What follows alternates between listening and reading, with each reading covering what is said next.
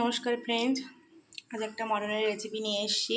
এখানে 1 কিলোর একটুখানি বেশি আছে মটন। তো আজকে একটু অন্যরকমভাবে করার চেষ্টা করব।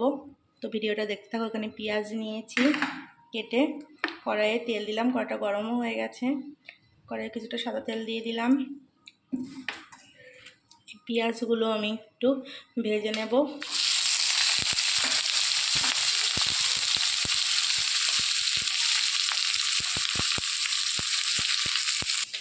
এখানে আদা আর রসুন নিয়েছি। গরমে বেশি রসুন দিইনি, এখানে দুটো রসুন, কিছুটা আদা আর এই যে কয়েকটা কাঁচা লঙ্কা নিয়েছি।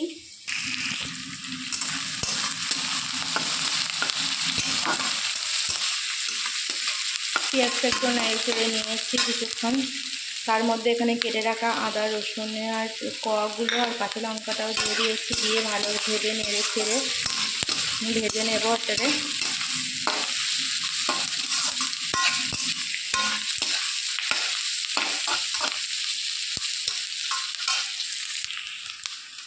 পেঁয়াজ আদা রসুন আর কাঁচা লঙ্কাটাকে একটু ব্রাউন করে ভেজে নিতে হবে। ভেজে নিয়ে এটাকে নামিয়ে একটু তুলে রেখে দেবো ঠান্ডা হওয়ার জন্য। আর একটু ভেজে নিই।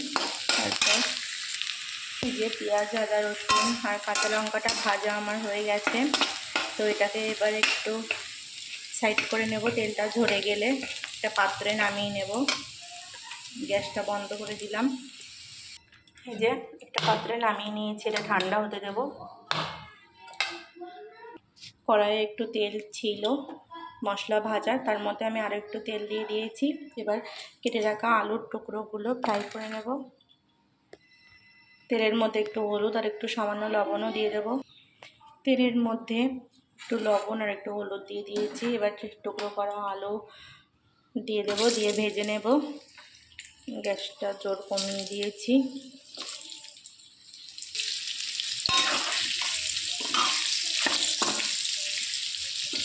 আলুটাকে লাল লাল করে ভেজে নেব। আলুটাও প্রায় ভাজা হয়ে এসছে। এপিট ওপিট উল্টে ভেজে নিয়েছি, আর একটুখানি ভাজতে হয়ে যাবে। তার মধ্যে এখানে যে ভেজে রাখা মশলাটাও ঠান্ডা হয়ে এসছে। এবার এটা আমি মিক্সির বোলের মধ্যে দিয়ে এটাকে পেস্ট বানিয়ে নেব একটা। ভেজে রাখা আলুগুলো নামিয়ে নিয়েছি। এখানে ওই যে ভেজে রেখে দিয়েছিলাম যে মশলাটা, সেটা একটা পেস্ট বানিয়ে নিয়েছি। খুব সুন্দর একটা গন্ধ বেরোচ্ছে। তো এবার কড়াইয়ে আমি তেলের মধ্যে গোটা গরম মশলা একটু ফোড়ন দিয়ে দিলাম। দিয়ে একটু নেড়ে ছেড়ে নেব। ফোড়নটা থেকে একটু সেন্ট বেরোনো অবধি। ভেজে রাখা মশলার পেস্টটাকেও এর মধ্যে দিয়ে দেব। মশলার পেস্টটা দিয়ে একটু কষিয়ে নিয়েছি। খুব বেশিক্ষণ কষানো লাগবে না, যেহেতু এটা ভাজা মশলাই। তেলও ছেড়ে দিয়েছে। এখানে আমি 2 চামচের মতো টক দই ফেটিয়ে রেখে দিয়েছি, এটাকেও আমি দিয়ে দেবো কড়াইয়ের মধ্যে। টক দইটা দিয়ে দিয়েছি। দিয়ে এবারে আর একটুখানি কষে নেব মশলার সঙ্গে দইটা।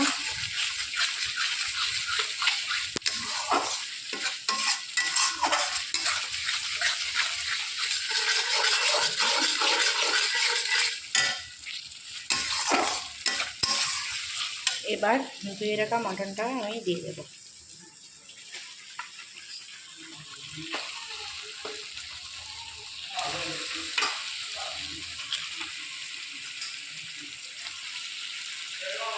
হ্যাঁ, মশলার সঙ্গে মাংসটাকে বেশ ভালো করে মিশিয়ে নিয়েছি। এবার এটা নাড়িয়ে ছাড়িয়ে লাল লাল করে কষতে হবে।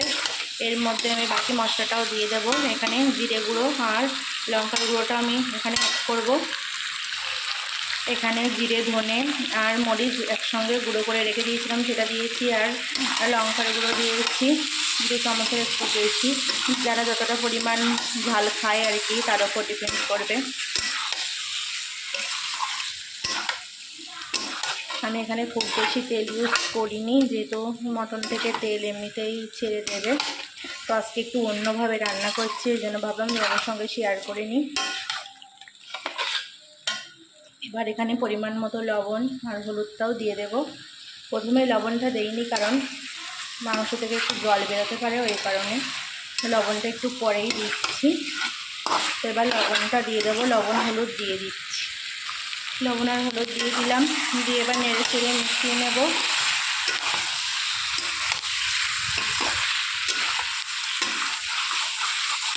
এটাকে বেশ কিছুক্ষণ ধরে কষবো, কষিয়ে নিয়ে তারপর তোমাদেরকে দেখো।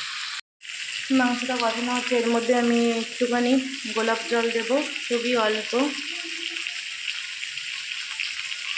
1 সিটির মতো একটু গোলাপ জল দিয়েছি, সেন্টটা দারুণ আসবে মাংস থেকে। আর এখানে টমেটো দেবো, তো টমেটো কাছে নেই বলে এই যে টমেটো সস দিয়ে দেবো। এই যে টমেটো সস দিয়ে দিয়েছি, দিয়ে ভালোভাবে মিশিয়ে নেব। মাংসটাও আমার প্রায় কষানো হয়ে উঠেছে।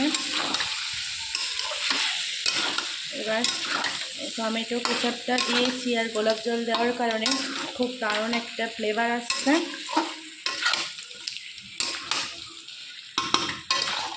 এটাকে আর একটু কষিয়েই জাস্ট প্রেসারে দিয়ে দেবো। এই যে মটনটা আমার সুন্দরভাবে কষানো হয়ে গিয়েছে। এবার আমি এটা কুকারে দিয়ে দেবো। এবার কুকারে একটু জল গরম বসিয়ে দিয়েছি, জলটাও গরম হয়ে গেছে। এবার মাংসটা যে যতটা ঝোল পছন্দ করবে তার উপর ডিপেন্ড করছে। আমি এখানে খুব বেশি ঝোল করবো না, এ কারণে অল্প জল দিয়েছি। মাংসটাকে আমি কুকারের ভেতর দিয়ে, এই যে কুকারের মধ্যে সবটা দেওয়া কমপ্লিট। এই যে জলের পরিমাণটা একটু বেশি দিয়েছি, পরে ফোটাবো, ফুটে কমে যাবে। তো এবার আমি 4টে সিটি দিয়ে নেব। যে সিটি মেরে একটু দমে রেখে দিয়েছিলাম, এবার ঢাকনাটা খুলেছি। মাংসটা দেখো কি সুন্দর সফট, আর কালারটাও খুব সুন্দর এসছে, তেলটাও ছেড়ে দিয়েছে।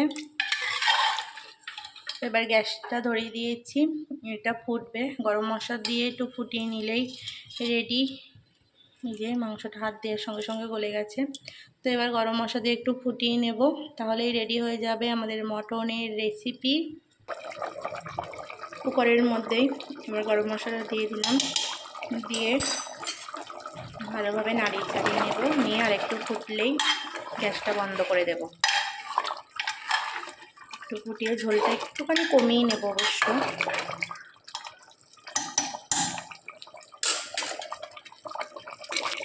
এই যে মটন পুরো রেডি, কি সুন্দর কালার এসছে, আর মাংসটাও বেশ ভালোভাবে গলে গেছে, ঝোলটা একটু কমেও এসেছে। এবারটা নামিয়ে নেব। মটনের একটু ঝোল খেতেই ভালো লাগে।